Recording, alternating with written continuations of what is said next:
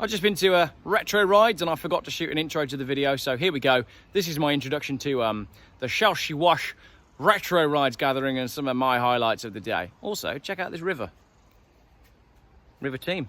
It's nice, isn't it? Also, that inflatable unicorn, nothing to do with me actually, although it looks like it could have been part of a Geoff giveaway. Anyway, let's go to Shelsley Walsh, except I've already been and this is afterwards. So let's go back in time. Time traveling with Geoff. Let's go.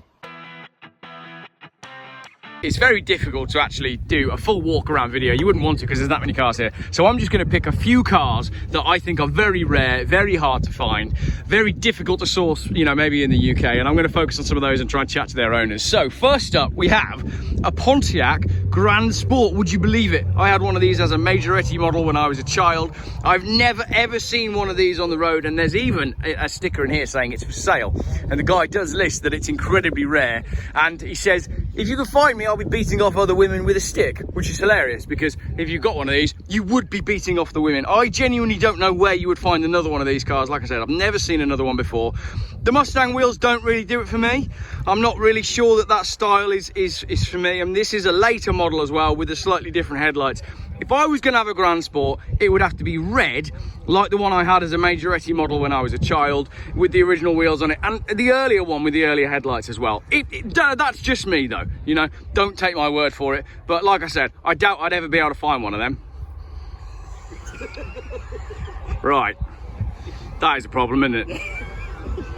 That is a problem. So, here we have another one.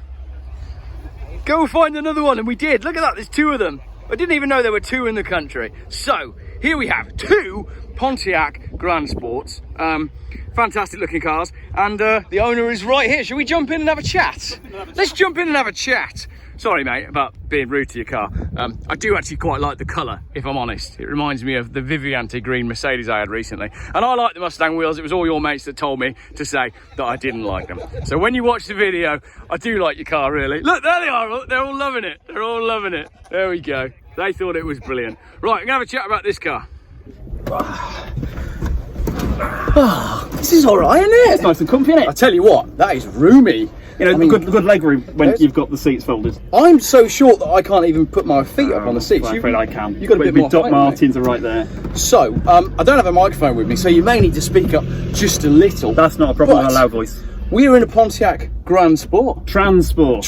Did I say Grand Sport earlier? Maybe. Ah, don't make a video and get the name of the car wrong. Make me look like a right nonce. Oh, sorry about that. YouTube's most disorganised, least knowledgeable car channel. No, I've seen some worse. Okay, good. I'd probably some that are less interesting, to be fair. Oh, a lot. Anyway, you bought this. You bought this car a while ago, and you posted it on the Not Too Grand Facebook group, and I commented and said, "Yes, that is awesome." And now here we are. And here you are. You see, you saw me drive in. It was like, it's that car. And I actually saw you drive in, and then came and got a lift with you because I was like, I got to get in that car. And was it worth it? It was, yeah. I made a friend, and I had my first experience in a Pontiac Transport. Yeah. And it's the GT model, not that rubbish SE model. You know, the bigger engine, the sports version.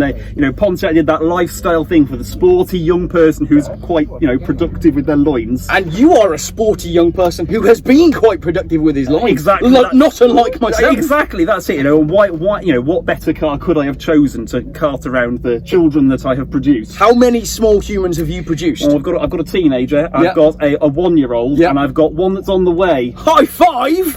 So, all of the small humans coming out of this man's groin.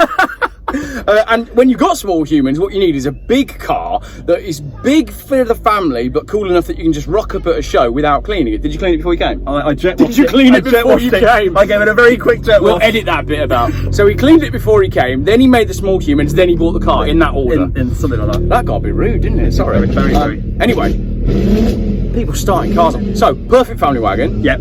You didn't pay all that much money for it. We don't need to reveal that. No, I did because I bought it from a scrapyard. Excellent. So I've always wanted one since I was about 12. I saw some friends had bought theirs over from America when I was younger. They had kids the same age, and I was just thought it is the coolest thing I've ever seen. It looks like a spaceship. So I put it, and I had the majorette one, just like you. Exactly. And I was like, one day I'll own one. And I thought it'll never happen. This one popped up on eBay in a scrapyard. There it is, pictured piles of scrap cars. I think I saw the listing and I was like, oh, should I, shouldn't I? And 3 days MOT when the auction ended. I didn't go and view it. because Wales to England travel was banned and I live in Wales. Yeah. I had it transported, so I paid for it before I even saw it. Massive gamble. Love it. Thankfully, 250 quid later, 2 little spots of welding and a track rod end, MOT, clean MOT pass. Brilliant. I love stories like that. Great result. You must have been so pleased when you got that phone call. You must have been like, oh no. When on the MOT, I waited in the garage. Did you? I'm one of those. I couldn't, like a proud father in the hospital. I had to wait there whilst I was MOT'd, and yeah, spotted the crust. Yeah, brilliant. Oh, that's so good. And you told me as we were cruising up the road earlier on that you basically love it. I do. I absolutely love it. I was supposed to sell it in August because I thought if I keep it for more than 6 months, I'm just going to fall in love with it.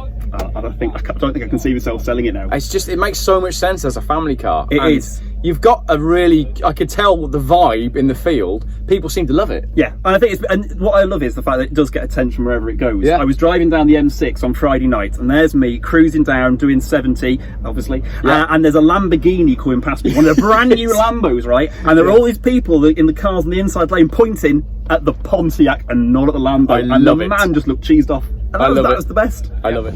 So yeah, so it's like lots of stickers on the back. I think the previous owner has used it to kind of go touring in Europe. I think that's what they did. It has been in the UK since it was brand new though. So in 1992 it's registered with the DVLA. So it was literally ordered. I'd love to know how that would work. How in 1992 would you order a Transport GT? So they used to sell them in Europe. So they sold them in Belgium, the Netherlands, Germany. So somebody's through Opel dealers because it's General Motors. Okay. So somebody must have ordered it through an Opel dealer into Europe, and they've obviously been around Europe in it. It's actually done 312,000 kilometres. So that's 200,000 miles. Wonderful. You wouldn't believe it. And so yeah, it's a nice like tow bar thing. Yeah, I love it. But I love the pop-out windows. They give amazing kind of ventilation at the end, which is awesome. And the wheels just do it for me. Yeah, I love those wheels. It's such an iconic shape as well because it's all glass from the B pillar back, and I think that's what people love about this as well. It's such oddball design that you've got no break in the window in the middle where you'd normally have a C pillar like your Ford Galaxies and all that sort of stuff. It's all glass from the front back. It's just brilliant. Because the roof's black as well, it almost looks like it's a complete glass shell. Exactly. It looks like a big green. Hence the spaceship thing that we were discussing earlier. It's built on a U-shaped chassis, so all the strength's through that middle bar there. Got you. So my wife, when I bid on it on eBay, my wife said that's the ugliest thing I've ever seen. Wonderful. And she loves it now. That's exactly the sort of result you want from your wife, isn't it? She loves it. Absolutely loves it. What's it like to drive? Do you know what? You think driving a left hooker would be more difficult, but it's really not. I mean, I live in rural Wales, right? Yeah. So I've got lots of lanes to traverse. So sometimes, that can be a challenge. But on a normal road, spot on. I go down to work in it all the time. It's lovely. Drives lovely. But yeah, the 3.8, the proper engine, so voted apparently by some mechanics as one of the best. It's one of the best engines ever built. Really? So they say. Voted by some people. Some people on the internet. Some people on the internet. On an internet. On a YouTube or something. Exactly. Don't like the fog lights. I might take them off. I didn't notice those. Only one of them works. Yeah, I understand. I discovered that it was foggy last night. Well, anyone who buys a car from 1992 and expects the fog lights to work or even be connected is, which is a bonus that they are indeed connected. Exactly. So inside then, we've got 7 seats. Seven proper seats. Seven proper seats. Individual seats. I mean, this is ahead of its time. Well, it's a bit like, so the Renault Espace was a bit like, wasn't it? Yes, it was. And I guess from a style point of view, the Renault Espace was like a smaller European similar thing, wasn't it? It was, and plastic body built on a chassis, same as this. Got you. So I wonder if somebody in America went, let's get hold of one of them Renaults, and went, we can do that. Yeah, because the Renault was 80s, wasn't it? Yeah, so the Renault was before mid-80s, this came out in 1990. So what they did was they took the design of the Renault Espace and made it bigger for big American people. American things, put a bigger engine in it and made it automatic with a column shift. Well, I absolutely love it, and I love the column shift, and yeah, I hope you have many years of happy motoring in this wild family car. It's brilliant. So, and it came with the number plate, which you just said to me was Bonk, and Bonk the Magic Wagon. Bonk is what you've done to require one of these cars, so it's definitely Bonk the Magic Wagon. And it lives by the sea. And it lives by the sea. Bonk the Magic Wagon that lives by the sea, and it's a GT, whereas this one's an SE, but we've said that we don't really know what the GT bit means. It's a sportier version, bigger engine. So it's a Transport Grand, because that would normally traditionally be Grand Tourer, so it's got Transport Grand Tour. I like Good Time. Good Time. Good Time is better. Transport, Good Time. With your Bonk. Brilliant.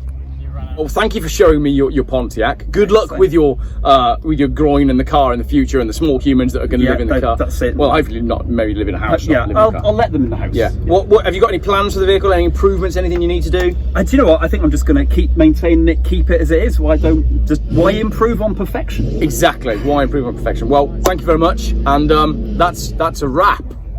I think we just get out now and leave.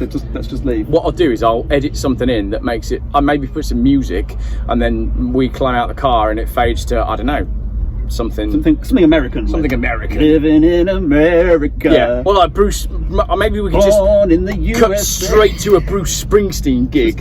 Yeah. Ideal. Incidentally, have you ever seen my version of Born in the USA? No, not Born in the USA. Born to Run.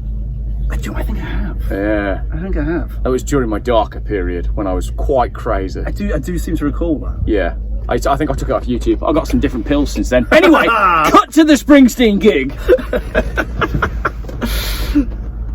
You got to climb out as well. Yeah. You climb out as well, and then I'll turn the camera off and we'll pretend that we're gone. Right, slam the door. That's what they would do, innit? Slam the door.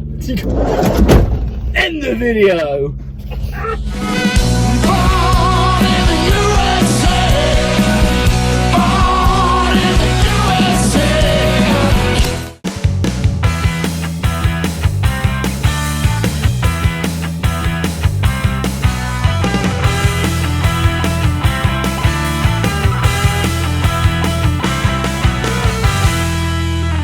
Geoff buys cars.